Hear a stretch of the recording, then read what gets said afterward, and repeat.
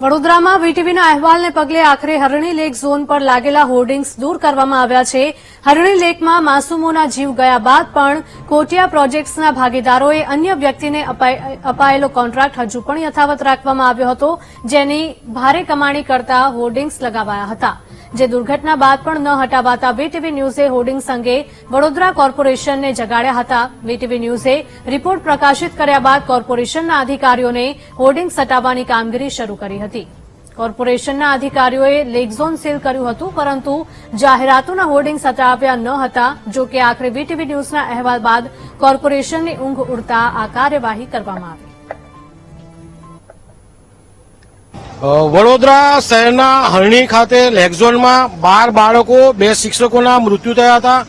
ખૂબ જ દુર્ઘટના બની હતી। અહીંયા સાથે જોવા જઈએ તો વડોદરા શહેર કલેક્ટર, વડોદરા શહેર કમિશનર દ્વારા આ લેક ઝોનને સીલ કરવામાં આવ્યું હતું, પરંતુ મોટા મોટી ભૂલ એ રહી ગઈ હતી કે અહીંયા આરોપીઓએ જે ફ્લેક્સ બેનર લગાવેલા હતા, જાહેરાતો ચાલુ હતી, આરોપીઓની આવક ચાલુ હતી, જેના કારણે વીટીવીએ અહેવાલ પ્રદર્શિત કર્યો અને અહેવાલ પ્રદર્શિત થતા આજે સોમવારના રોજ જ આ તમામ ફ્લેક્સ બેનર હોર્ડિંગ્સ અહીંથી હટી ગયા છે।